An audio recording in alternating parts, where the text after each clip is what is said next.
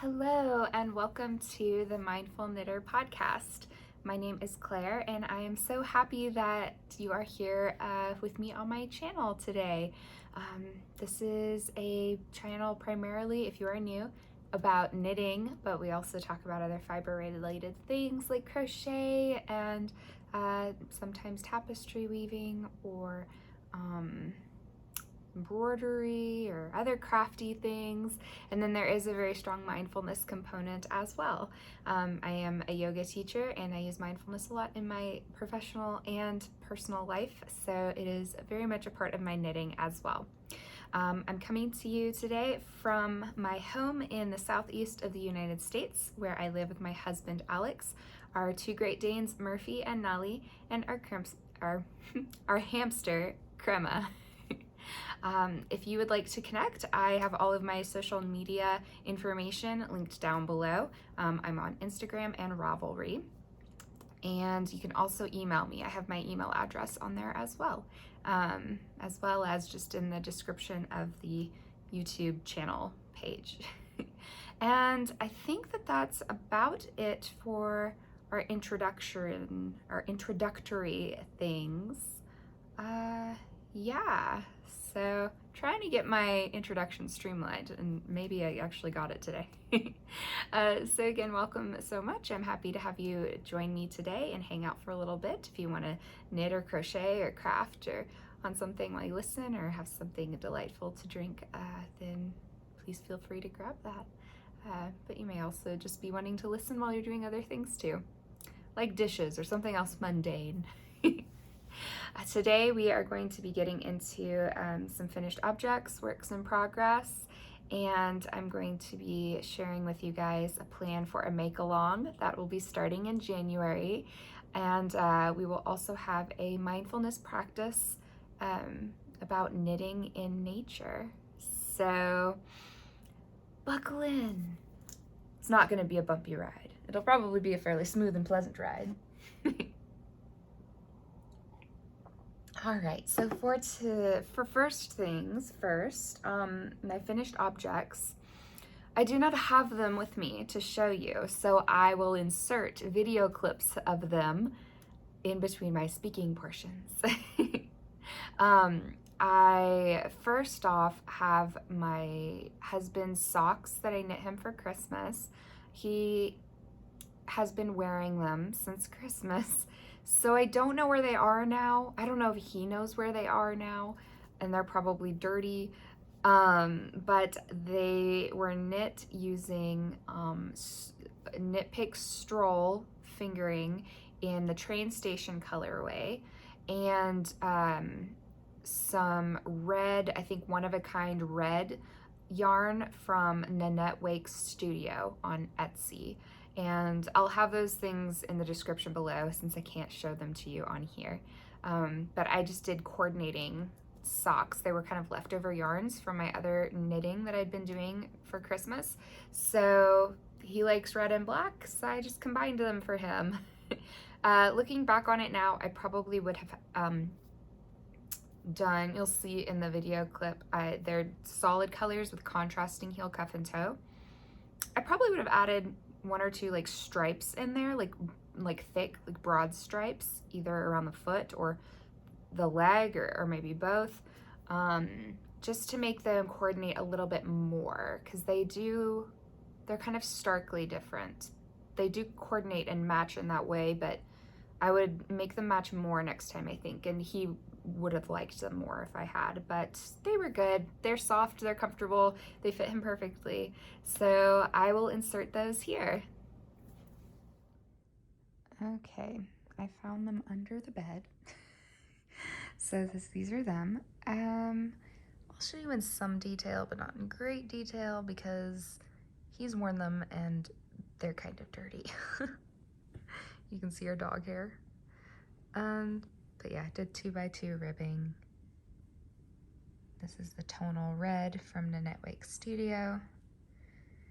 And the train station colorway and the Knit Pick Stroll.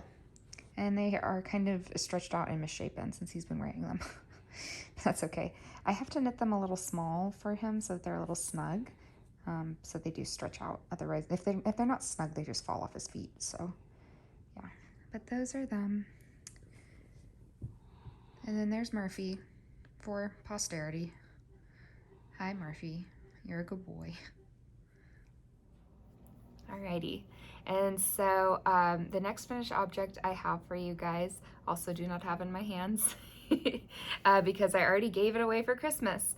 And it is the Cowl and Mittens Set that I made for my niece. She is 3 years old, and when I asked her what color she wanted her knitted Christmas presents to be, she said pink, quite adamantly.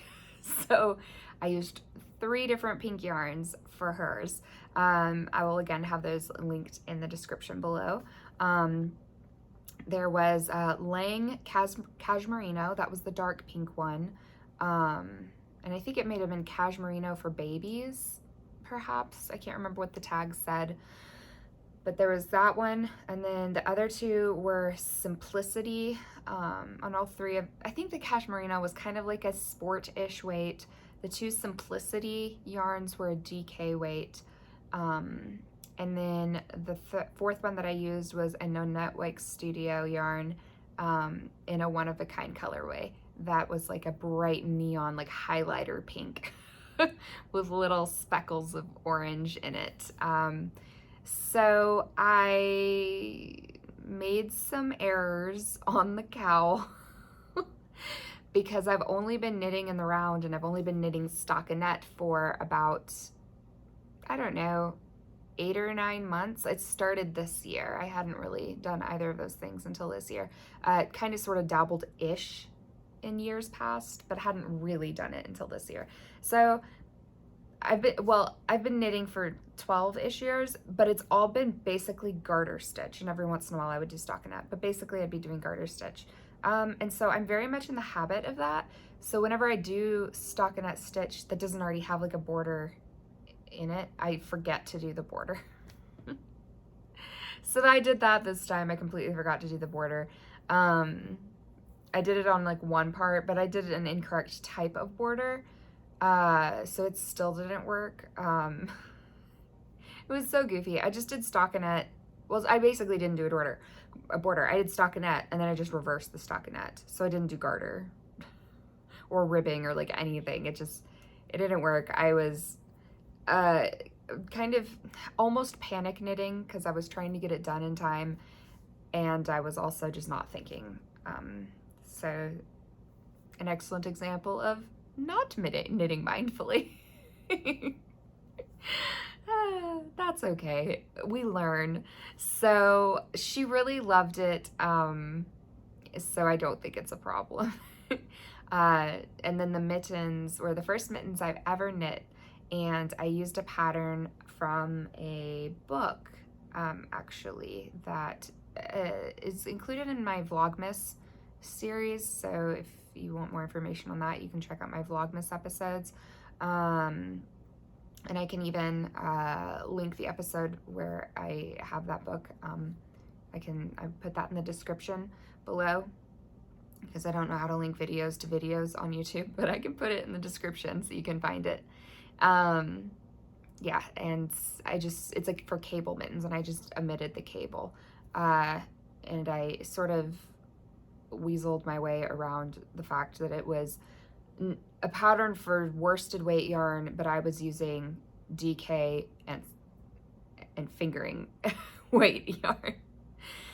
So I did the large child cast on for the cuff, which I was doing in the fingering weight, and then I switched to the stitch number for the small child pattern for the mitt, because that was all done in DK. I think the thumb was like that sport-ish weight, but it's a thumb, so. Yeah, and then I just sticked with their measurements and everything for that. And it worked really well. She'll be growing into it, but that's what I wanted. She's 3, and they didn't have a toddler mitten pattern. So she can even wear them this winter. They're just a little big, but she can wear them as long as she's not trying to do anything particularly dexterous.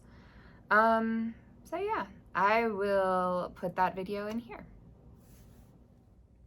Alrighty, we have her cowl and mittens. This is very soft after blocking, and I think it turned out pretty cute. So this is for my 3-year-old niece. It's very drapey, and I think that that'll be very like soft and comfortable and nice for her. And then she has her little matching mittens that go right along with it. So these are very stretchy, so that'll definitely fit her. Like, they stretch a lot, so no worries. I know they look a little small like that, but yeah, very, very pleased with it. This was super fun. These were really fun to make. This I probably wouldn't make again, but it was all right. And there's no pattern for this. I just made it up as I went. This, as I've mentioned in previous videos, this I used a pattern. Well, I guess I sort of I used a pattern for cable knit, for like cable mittens, and then I obviously omitted the cable when I knit these up. But yeah, so very, very fun. I think she'll like them. I hope she does. And I guess I'll find out later today.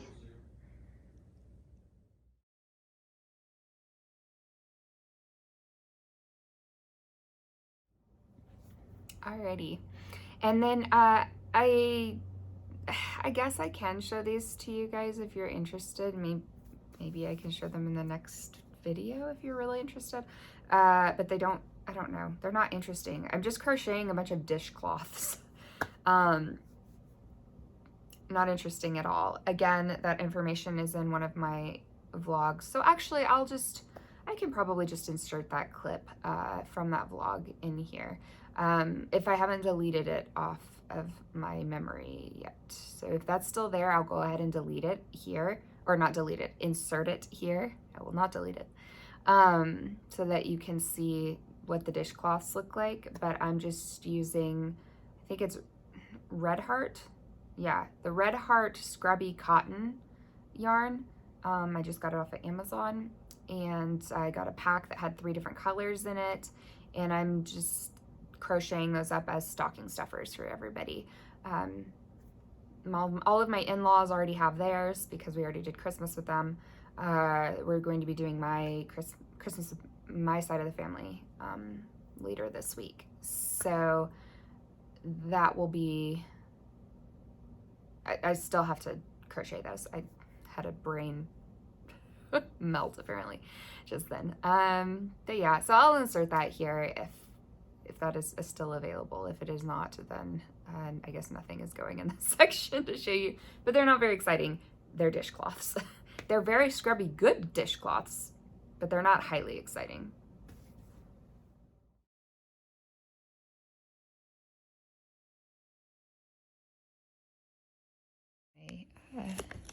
Brother and sister-in-law. This one, the colorway is Calm Print.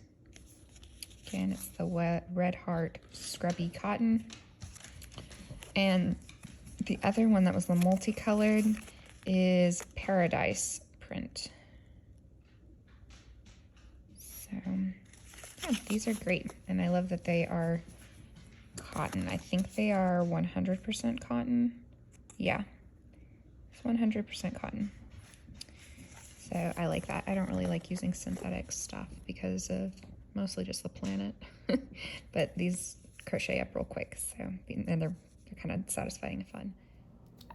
All right, so those are the finished objects for this week. So I guess I did have a number of finished objects. I had a cowl, mittens, socks, and a bunch of dishcloths. 4 dishcloths to be exact. And then I'll be knitting, or I'll be crocheting another 6. I'll be crocheting another 6 of those over the next few days. So yeah, I think that'll be good. So works in progress. Works in progress today are firstly a pair of socks that I have in my Chestnut Fibres project bag. This is, here's her little logo, if it'll focus on it, which it might not. but this is my little festive cat project bag with its polka dotted green lining, which I love so much. I've been using it all season. And I'm just knitting some more gift socks right now. This is the last pair of gift socks for the year. These will be going to my sister-in-law, my other sister-in-law, because I knit one of my sisters-in-law a pair of socks. This is going to the other sister-in-law. And I'll go ahead and show it up close since you guys won't get to see it as a finished object because she will have them in her possession by the time I'm filming my next podcast episode. But this is the Patons Croix sock on the turquoise jacquard colorway. So Patons Croix sock. And it's on the turquoise jacquard.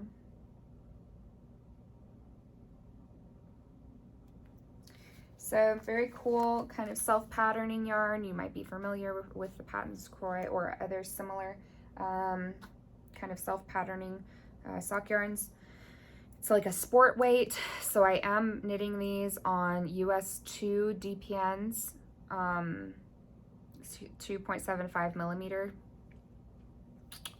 because if I knit them on 1.5s, they make a very dense fabric. It's already a pretty dense fabric on the 2s. But if I go down to a size, a 1.5 US, then it's really dense. And I can't even imagine trying to do these on a US 1. They would just be borderline unwearable, I feel like. And I don't know if that's because, do I knit tight? Do any of you guys have experience knitting with Patons Croix?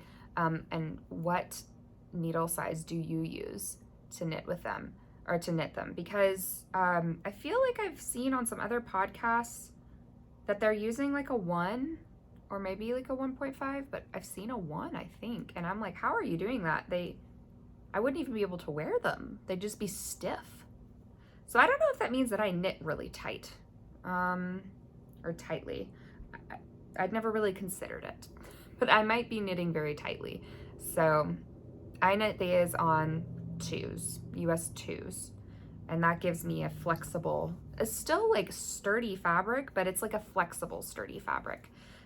But this is how it is knitting up. As you can see, I have got another inch, maybe 2, before I get to the toe decrease. And I've got the heel flap and gusset on here. I'm just using Crazy Sock Lady's vanilla DPN sock recipe. I am actually using her pattern exactly, except for the fact that I'm using completely different DPN sizes. Her pattern calls for a size 1, and I'm using a size 2. But other than that, I'm doing the 1x1 rib. I made a shorter leg, but that's fine. I'm doing everything the way that she prescribes. So it's working really well. That's how I knit all of my socks, and it has worked great for me and my husband. Yeah, so these are really fun. I'm enjoying these. I'm liking this colorway a lot. I'm happy that I'm gonna have scrap yarn from it. I'm thinking that probably pretty soon. Yeah, probably pretty soon. I might wait till I do another couple Patons Croix socks, but I also have a scrap yarn from a pair of Regia socks that I knit in October. But I want to do some scrappy socks with my self-patterning sport weight yarn that I have from Patons Croix and Regia. So I think those will be really fun. So look forward to those, because that's going to happen in the next maybe month or 2. I kind of want to do one more so that I've got another pattern or colorway to work with. But that's those. These will be done probably in the next 2 days, because if you have knit with this stuff, you know it goes real quick. It's thick yarn, and self-patterning yarn just goes really fast. And I guess it's because we're knitting. I don't know. I think I knit it faster. Maybe it's a very convenient size to knit because sport weight is not bulky enough to get in the way, but it's not small enough that I like lose my grip on it or I lose track of the yarn. So it goes real quick because I think it's just physically easier, but also the patterning, I think we're always anticipating the next stripe or the next whatever. And so we're like, I have to get to the next part. So they just go incredibly fast. I cast these on yesterday afternoon. Yeah, I cast on that sock yesterday afternoon and I am almost done with it. And I probably knit on it for 2 hours yesterday, maybe 3, and then I've knit on it for about 2 today. So in the next hour, or it'll take an hour or 2 for me to finish it tonight, I think. I'm a slow knitter. Other people might finish it much quicker than I do, but I'm pretty slow. So I don't know. A sock in 8 hours is quick for me. But I'll get them done in the next 2 days because I want to block them. Yeah, I want to block them on Wednesday. So other work in progress is my Advent yarn. Oh my goodness, you guys. I'm so excited about this. So if you've been following for a while, then you know that I did the Emma's Yarn Smalliday Kit for my Advent calendar this year.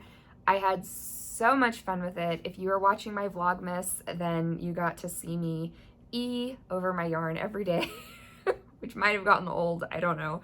But I was just full of joy and delight every single time I opened up a skein. This was a very, very good Advent yarn. This is Advent yarn calendar. This is my first one I've ever done, and I highly recommend it. So much fun. This is, I think it's 8, well, it might actually have it on the tag. It doesn't. Useless. But it's her super silky yarn. Her fingering is super silky. And so I think that it is 80% superwash merino, 20% silk. I might have those proportions off a little bit, but I'm pretty sure that those are the ratios. And so I have my 25 mini skeins, 20 grams each. So I have over 2,000 grams of yarn. Whoa, that'd be a lot. I have over 2,000 yards of yarn, and I'm using the Flora Daze shawl pattern, which was actually written for this kit, but it's available on Etsy for purchase, and you can use it for like any yarn. It's great for any kind of, if you did an Advent yarn kit this year or Advent yarn calendar this year and you don't know what you want to use it for, this is a great pattern. I'm having a lot of fun with it so far. Here's the name of it. There's some other suggested ones that they have as well, but they have the crocheted pattern and this Flora Daze pattern were the two that were written for this kit. So I'll have this information down below as well. But yeah, I'm having a lot of fun with it. It's very beginner friendly, very beginner friendly. There might be a couple things in there that you can just Google, or not Google, well, you could Google them too, but you can look up on YouTube real quick how to do them. Like if you don't know how to do slip, slip, knit, or that might be the only one. Knit front and back. Yeah, those might be the only two skills that a beginner knitter might not know. I don't know. On her pattern on Etsy, you can look, or not Etsy, Ravelry. You can look her pattern up on Ravelry, and she has the description of the pattern on there, and then she does have like what kind of stitches it involves.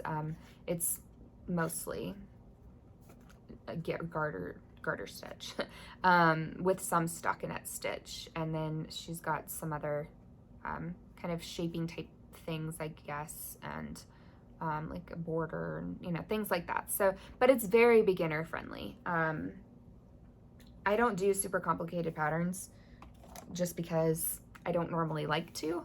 And so this is one that I would super gravitate towards, and I'm really glad that I did. But yes, so I recommend that pattern. And here is what I've got so far to kind of give you an idea. And so far I am using the yarn in the order of the days that, you know, they were assigned, but I might change it up part of the way through. I think in the next few days, I'm going to arrange all this yarn out the way that it came in the kit, day by day, and see if I like that order. And I might switch some skeins around depending on whether I like that order or not. Because I think that a couple of days had orange. I think that there was orange 2 days in a row, maybe. I don't know if I want orange right next to orange, but it depends. I don't know. I might like it. So this is how it is knitting up so far, though. And you can see more of this again on the Vlogmas episodes, but here is, my light's not great today, but you can kind of see how that's knitting up, and you can see it's got this kind of V shape that's gonna continue throughout. So yeah, super, super pretty. I'm just noticing something got caught somewhere. It's a little irritating. Oh well, that's okay. I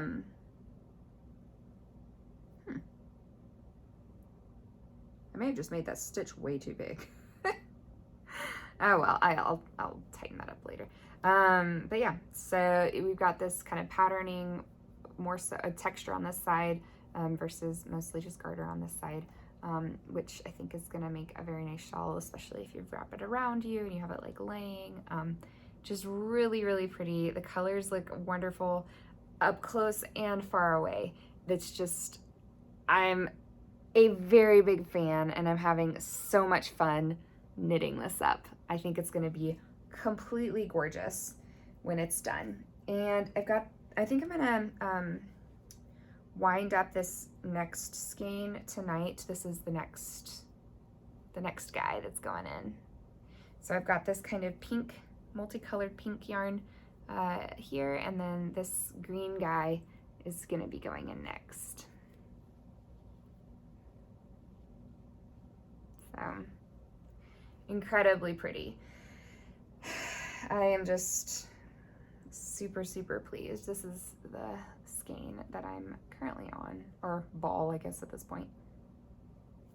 Yeah, so just so pretty. The yarn is a joy to work with. It's so soft and smooth. It has just a tiny bit of glistening sparkle because of, I'm guessing because of the silk. Yeah, it's beautiful to work with. It is a joy to watch the colors go by as you knit it up. I'm just having so much fun with this. And again, the pattern is easy, but not boring. So yeah, I like ones that are easy, but are not boring. So yeah, very, very excited about that work in progress.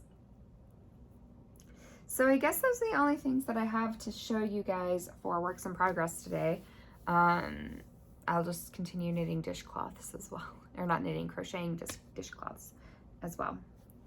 So next, let's do acquisitions, so things that I have gotten since last time. I don't have tons to show you for acquisitions.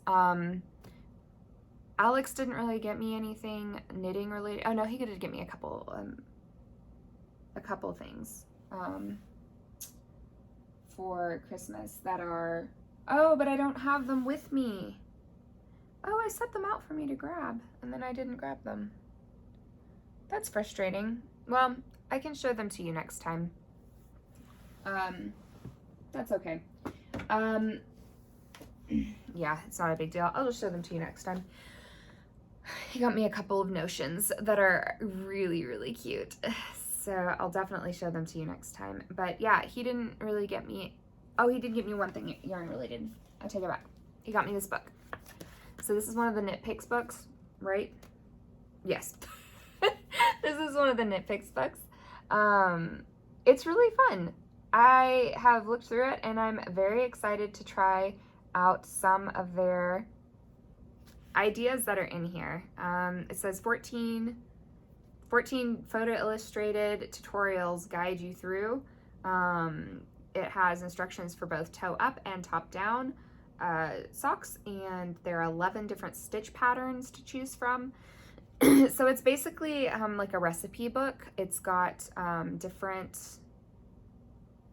and you can kind of see from the front, this does kind of showcase what it includes. There might be a few more in there that's not in this picture, but it has these, you know, different types of stripes, different types of heels, different types of cuffs, different types of texturing. So this is a really fun book. I've really liked all of the Knit Picks books I've gotten so far. And I'm really, really excited to try this out. I don't really want to show you what's in the book just because it's got, you know, I mean, yeah, like I can't really show it to you without like giving away the paid content because it's all, yeah, there's not really anything in here I can super show you. Here's the back if you want to see the back. I don't know if you can read that. But yeah, so this is really fun. I'm excited to use this. I might be using it. I think I am going to use it for my next pair of socks that I knit for me to kind of test it out. And I think that'll be really fun. So that's exciting. I got myself yarn, not necessarily for Christmas, just because I was on Nanette Wake Studio's page on Etsy, and I saw this yarn, and I think she only had 2 skeins left, and so I had to get it because it's amazing. This is her Ice Castle colorway, and it's completely gorgeous. Yeah, it is completely gorgeous. There's the Nanette Wake Studio logo. It is 85% superwash merino, 15% nylon, and look at this gorgeous speckling in here. I am a sucker for speckles. Move that a little bit so you can see that giant clumpy guy. So beautiful. And I don't know if it's showing up well on camera, but it has these very subtle bits of like a lilac-y lavender kind of like running through in places.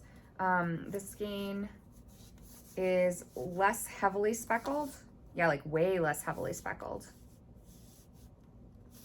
Let's take it off. But really still very beautiful.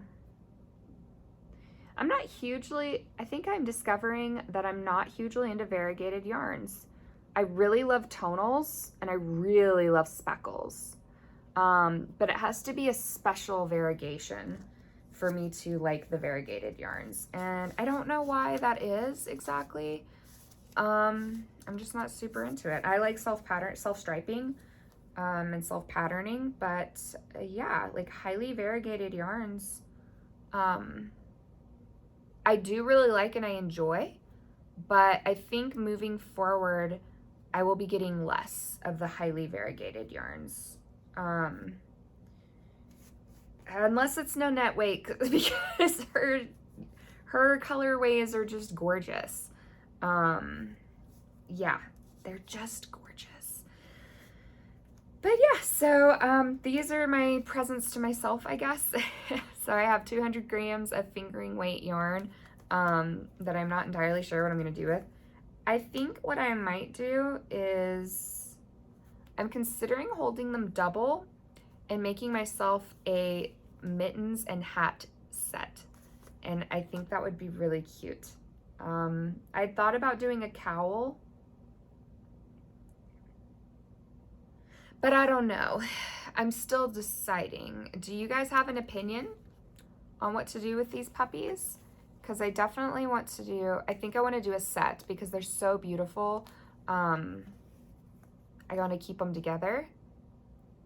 But I think I'm thinking about doing mittens with like a picot edging. I don't know yeah. And maybe like a hat with some very, very simple lace. I don't know. They're just so beautiful. Behold them. Behold them in all their glory. I love them. So, yes, so this is Ice Castle. So I got that. I also got this book, which I'm glad that I got. And I think it'll be fun to have out at Christmas time. I don't know if this is in print anymore. I got a used copy. I saw this on somebody else's podcast. I think I saw it on This Yellow Farmhouse, which is a really delightful knitting channel and podcast that I recently discovered. I cannot at the moment, I think her name is Dana. Yeah, is the host of This Yellow Farmhouse. It's really delightful. It's on YouTube. Very charming. I think she was mentioning this. She was talking about, she has 4 kids and she was getting them Christmas books from the library, and this is one that she picked up. And so I was like, that looks really, really fun. I would love to have it at my house for my nieces and nephews. And I do like it. I don't think it has a particularly good, like it doesn't have a necessarily super bad message, but I wouldn't say it has a super good message. It's kind of like an message that I would then have to like explain to my niece or nephew about, like, well, this is why the little girl in the story did this, but so it's not necessarily teaching terrible things. I just don't necessarily super agree with the message that it's sending. And then also, I mean, it's in the description of the book. Yeah. I want to make sure I'm not giving the spoilers away.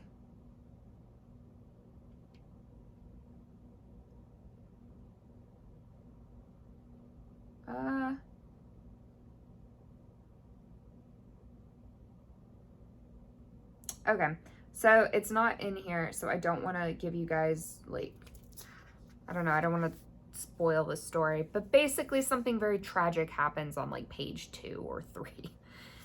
So also heads up for, this is not for young kids. Like, again, my niece is 3. I was going to read this to her for Christmas Eve. I decided not to. It is not age appropriate for 3 years old, in my opinion. I'm not going to read to my 3-year-old niece about tragic things happening and then about questionable lessons that I then have to explain to her afterwards. So maybe when she's older, I'll read this to her and for my other nieces and nephews. But yeah, it's cute though. The illustrations are kind of in that, it's like a, I don't know what style this would be. That's the other thing though too, a lot of, well, it does have some good illustrations. Yeah, it's got some good illustrations. Some of the illustrations are kind of like dark and but some of them are more interesting, like kids would find them more interesting. But it's in this style. I don't know what style of art that is, but it does remind me of like Laura Ingalls Wilder, the books and the art style that was in those books. So yeah, I picked this up. I ordered it off of Amazon from a used bookstore. I think it was Thrift Books. Yeah, Thrift Books. So yeah, fun. It's about a little girl who knits stockings and they're magic. So that's really fun. Fun fact too, the main character's name, the little girl, is Claire. So that was another reason why I had to get it. But this was a book I got for Christmas from my mother-in-law, and I already talked about this on Vlogmas number 16, I think it was. Vlogmas 16, so if you've already watched that Vlogmas episode, then you can skip ahead for the next few minutes. But this is a really, really cool book. I don't know if it's in print anymore. She got it from an antique shop. Somebody just had it in their booth, and it is full of American designers and patterns based on regions in the United States. So it's got them separated out into East, Southwest, West, and Midwest regions of the United States. And you can kind of see it's got the designers' names.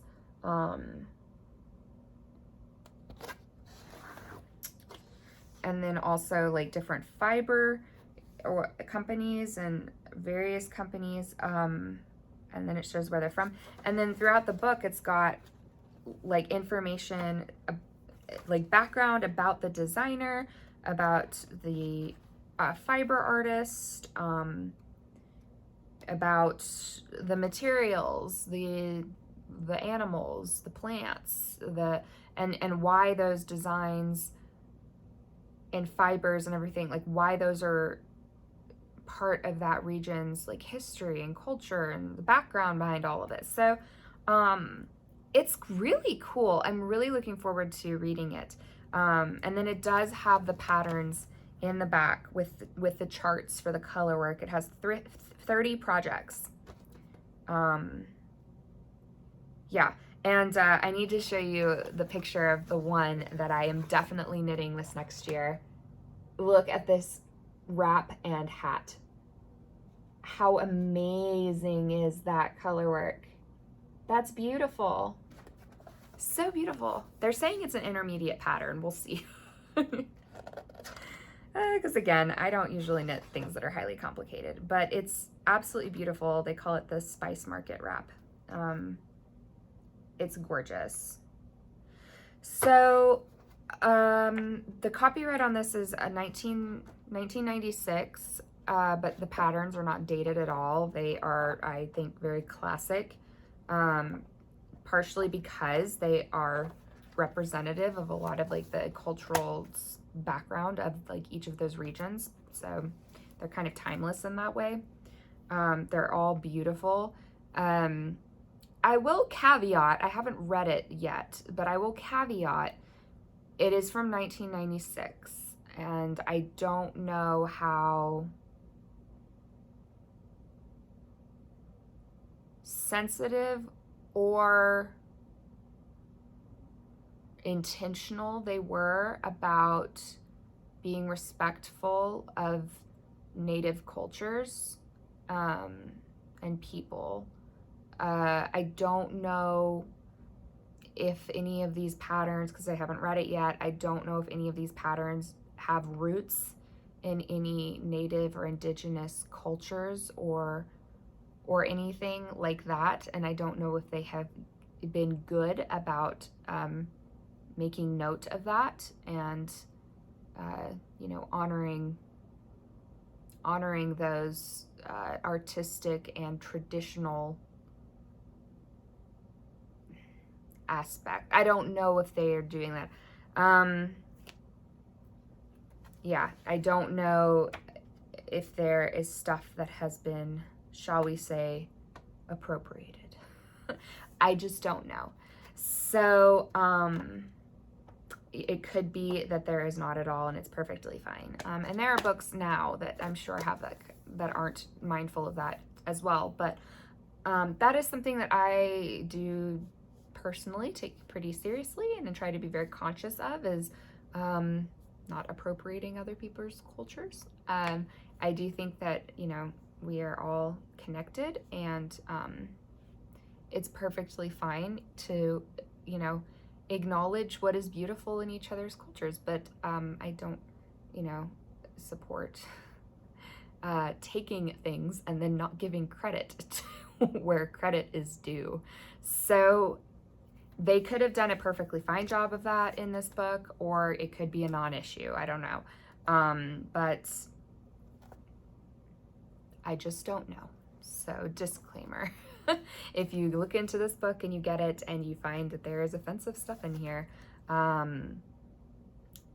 do not support offensive things of that sort of nature, but I don't know because I haven't read it. It looks like a really good book. So yeah, anyway, that was a very long tangent on that. This looks really cool. I'm very grateful to my mother-in-law for getting this for me. Very unexpected. Very much looking forward to it. And she said that my mother-in-law also said that she wants the Spice Market wrap, which is understandable because it's gorgeous. So I'm probably going to be knitting that up this year. And I might be using Knitpicks palette yarn for that because it wants 16 different colors. Oh boy. Yeah, 16 colors. So we'll see. I might have to do a different one depending on like the weight of the yarn and stuff too. I don't know if I want to hold stuff double with my first like big color work piece because I've never done a color work piece that big, and the color work I've done is not, I basically just have made it up as I go and have not used any real established technique. So that'll be a really cool project for this coming year. But yeah, those are my acquisitions, I guess. So upcoming projects though, so I've got my shawl that I'm working on. I'm gonna be casting on a blanket soon, which I'll share with you guys probably next time. I've already shown the yarn for it in a previous episode, maybe the episode before this on the podcast. I can't remember, but it was all of that baby yarn that I got that I showed you guys. Like I have like 20 skeins of. I got it for free. My mom gifted it to me. It's like yarn from the 70s or 80s that she gifted to me. So she never used it. Yeah, so that is in the very near future. I'll also be knitting my dad a pair of socks in the very near future, using more Patons Croy. Actually, I think his is Patons Croy FX. But what I'm going to be casting on later this week, most likely, is a pair of socks for me. And I can't decide which of these I want to do, because I think I want it to be one of these. These are all Nanette Wake Studio. I don't think she's got any of these in her shop anymore. But she might. It's worth like checking out. She does have a sale going on right now, 20% off of I think everything in her Etsy shop. So be free, little birds, and get you some beautiful yarn. But yeah, I'm wanting to, I think, cast on one of these. Yeah, for my next pair of socks for me, because I've been just really itching for a new bright pair of socks for myself. So this is just a beautiful, beautiful colorway, and I might want to do something special with this yet. I'm not sure yet. But this one is called Bleeding Heart.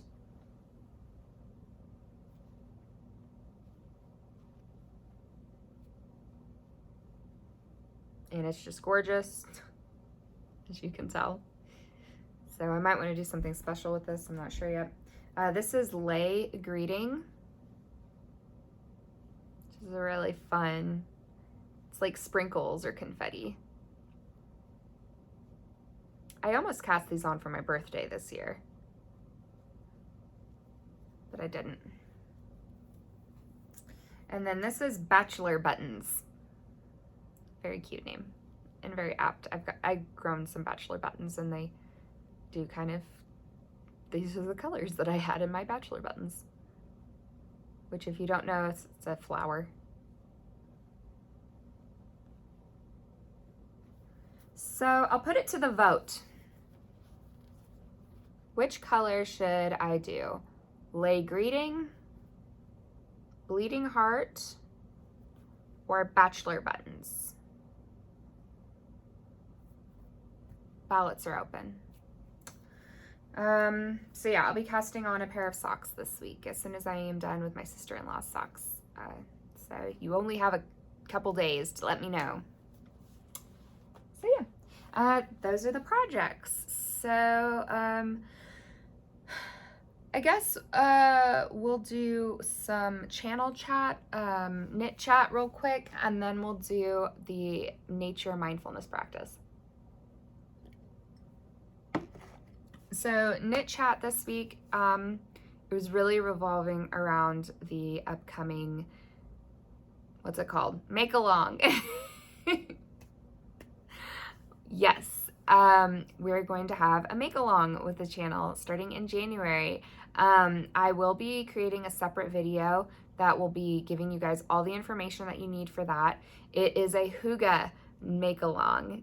So if you're not familiar with the concept of Hygge, it is a Danish concept, sort of like a way of life for the Danish peoples. And it is basically embodiment of coziness. So during the coldest, darkest time of the year, it is a way to practice, it is coziness. So everything that goes along with that, you know, warmth, brightness, joy, comfort, companionship, or socialness, community, that's the word. Community. So yeah, we're going to be doing a Hygge Make-Along because winter is really hard for a lot of people. And so I am wanting to do a make-along for us to kind of combat the winter blues. So it's a lot of cozy, bright, happy, warmth for this make-along. I will be providing, I think, you know, information about Hygge, winter self-care, winter mindfulness, meditations, that sort of stuff, practices to do throughout the make-along. And the only real, like, I'll post like rules and stuff in the video and then in the Ravelry group, because I'll make a Ravelry group for the make-along. But there aren't really any particular rules. Anybody can be part of it. You can double dip. Like if you've got a project you're doing for a different make-along, you can enter it in this make-along as well. I just ask that you participate, that you are part of the Ravelry group so that I can actually keep track. If you don't have Ravelry, then you can participate still. I'll have to figure that out. It might be that you'll need to participate in chat on YouTube, like commenting, so chatting on YouTube, and then you can maybe submit picture of your finished object or pictures of your finished objects through email to me, and I can post them for you on Ravelry if you'd like, or I can just feature them on the YouTube videos for the make-along. I'll kind of figure that out, but yeah, anybody can be part of it. It can be any kind of craft. It doesn't have to be knitting. It can be crochet. It could be weaving. It could be spinning. It could be like really anything, I think fiber related. Yeah, I guess fiber related, although that might change. I'll think about it. But anything fiber related, I think would be fair game. Felting, like, what have you. So, and I mean, honestly, even if you wanted to do something like cross stitch or embroidery, that'd be fine. Like, I don't really mind, because the whole point of this make-along is to bring happiness and warmth and joy and coziness in a hard time of the year. So I don't really want people to feel like they can't have that just because they're not like doing the right craft for this. It's a make-along, not a knit-along. So yeah, anyway, and I, you know, will encourage chatter for it, and, you know, posting pictures of your projects as you go so that there's more community and sharing the warmth and the coziness with everybody to help everybody get through the winter. And there will be part of the reflections and practices and things like that will be, you know, around making winter a, it might not be everybody's favorite season, and that's okay. It doesn't have to be. But some people really, really, really struggle. So making it much less struggly for those people. Winter is supposed to be a season of rest and reflection. All of nature is sleeping and resting at this time. Most of nature is resting at this time. And so it is also the opportunity for us to rest too, but we're not very good at that anymore as a culture, or as a human. Well, most humans on the planet now, just mostly because of technology and where our culture has got us, because, you know, it's dark outside right now, you'll notice, and I have like daylight in here because of electricity. So my body is totally thrown off and is not with the rhythms of nature, including the rhythms of winter. So that'll be kind of like part of it as well, part of that winter self-care, but mostly coziness. So yeah, it'll be a very mindful make-along. So I hope that you join us for that. I've already gotten a couple of people have told me that they are interested in doing this and that they are picking out their project for it.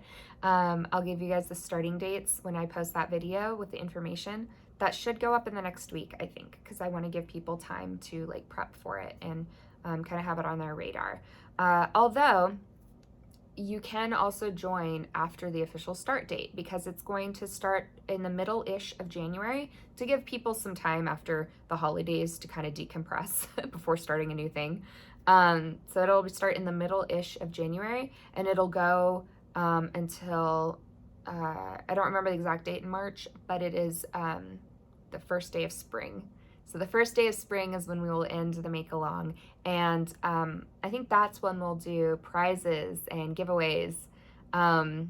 We might do some giveaways during as well. I'm not sure yet. Kind of depends on how many things I have to give away. But we will definitely have one on the first day of spring, which will be the last day of our make-along. We'll have a grand celebration for the beginning of spring. So yes, on that note too, if you are a maker who has, you know, notions, yarn, project bags, whatever, and that you would like to, I guess, donate to this make-along as a giveaway or a prize, please feel free to get in contact with me. Again, all my information is linked below, including my email. My email is probably the best way to get in contact with me if you are wanting to donate to the podcast for like any giveaway things. That's probably the best way. But yes, please feel free to contact me about giveaway items if you would like to donate for that, because that would make it a lot more fun. I've already got a couple of things of my own that I will be using as giveaways, but I would really love it if you guys could, you know, donate some stuff, partially because it makes it more fun, but also if you have a small business, I would love to share your small business with people. So yeah, let me know. And we can make that happen, and I think it'd be really, really fun. It's even more fun if it's hygge or coziness related, but it doesn't have to be. It could be anything that, you know, is, you know, vaguely within the realm of, you know, crafting, yarn, knitting, fiber arts, and hygge. Like, I'm not super picky about it. So that's what's happening. I'm going to get all that information out to you guys, hopefully in the next week, so that you can have all of that on your radar. I'm wanting to do it get it to you before the new year, so that you have a couple weeks before the start of the make-along. So exciting, fun times. I have a couple different projects in mind for what I'm going to do for it. Yeah, so that's that. I think that's all the knit chat that I had for today. And channel chat. So we will do our mindfulness segment now. So mindfulness segment for today, I'm actually going to be inserting a video because I thought that it would work out better that way. So I was out today because I wasn't working today, and I was, what just fell? Oh, it was a DPN. I recently lost a DPN, so that terrifies me, and I don't want to do that again. I'm holding on to this. So I was out today by the lake knitting, and I didn't have any headphones on, or anything, I was just listening to the birds and the forest and the lake, and occasional children would be in the background playing. Occasionally someone would go by. Every once in a while I would see a kayaker out fishing. And it was just glorious. It was so glorious. It also happened to be a fairly mild winter day, so I was pretty comfortable. I was just cool. Like, it was just a cool day. I had a sweater on, and I was comfortable. And it was just glorious. To be crafting, using my hands to make something beautiful, surrounded by the beauty of nature. It was just serene. I felt so connected to not just all of nature and creation, but to all of creation. Like, the people around me. I'm reminded of the creatures whose fiber went into the yarn that I was using, the hands of the people who made the yarn, and the needles, how the colors reflected the colors that I found around me in nature, how, back in days of old, but also people do it today as well. Like, yarn was dyed using berries, various plant matters, minerals, all kinds of things, turmeric. So it was really wonderful. So my, I guess, practice for today is, I'm not going to be guiding you through a practice for today. I'm mostly offering to you the idea of going out into nature, whether that's your back porch, or if it's going on a hike and bringing your knitting with you, or if it's going to a lake nearby or sitting out on the beach, anything, just outside.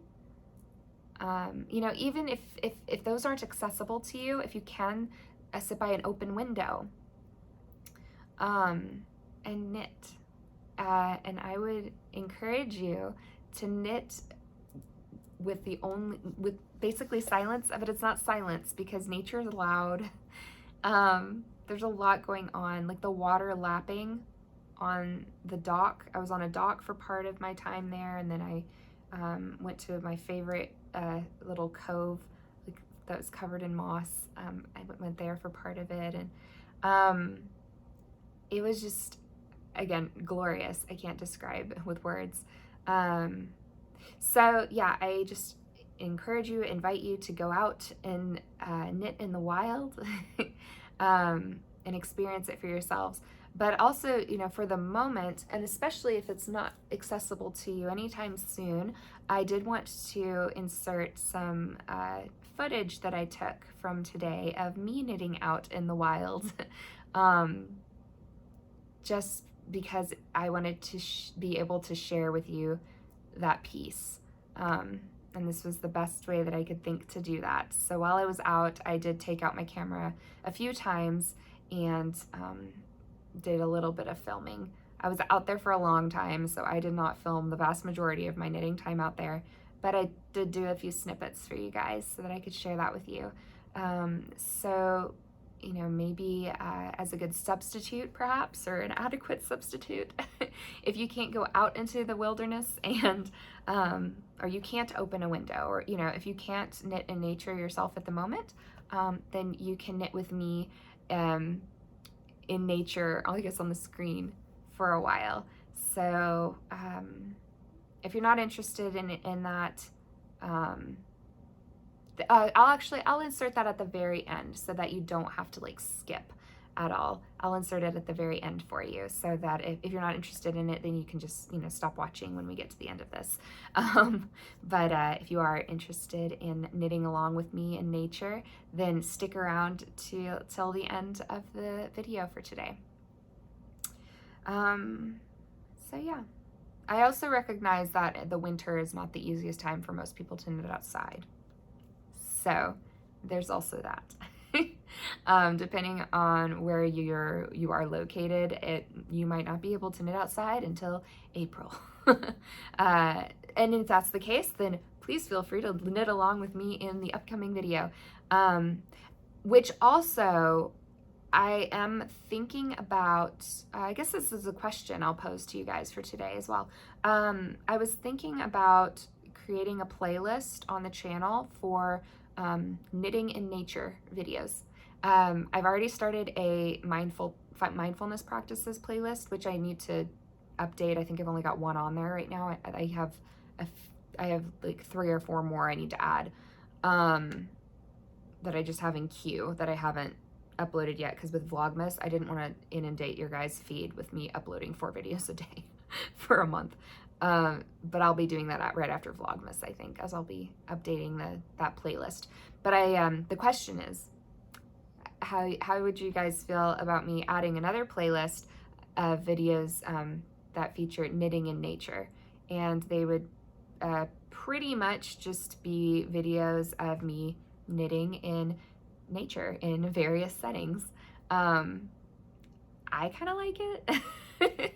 And it's a way to just practice some mindful, meditative knitting, I think, is to put on, 5 to 10 minute video of somebody knitting in nature and just kind of knit along with them. I'm not talking in them. I'm just letting the natural sounds be in the video. I don't have any music. I tried to keep it as close to actually knitting in nature as I could. Yeah, so what do you guys think about that? You want a whole playlist? I think it'd be fun. Not just fun, I think it could be potentially very good. So yeah, I think that's all I've got for you guys for today. Still got my little DPN. I have not misplaced him.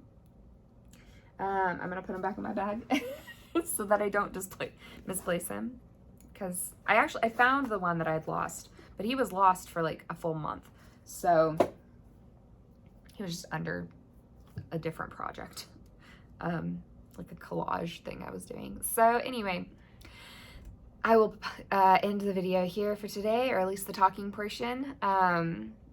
I'm so glad that you could join me this evening, or for me it's evening, but whatever time of day that you guys are watching.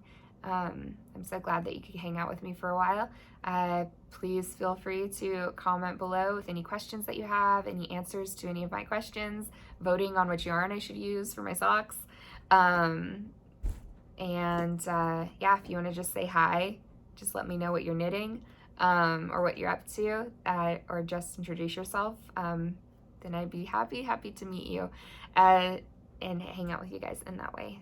So yeah, I'll end the talking for now, and I'll say goodbye, and I hope that you enjoy the upcoming knitting in nature clips. So bye guys, until next time.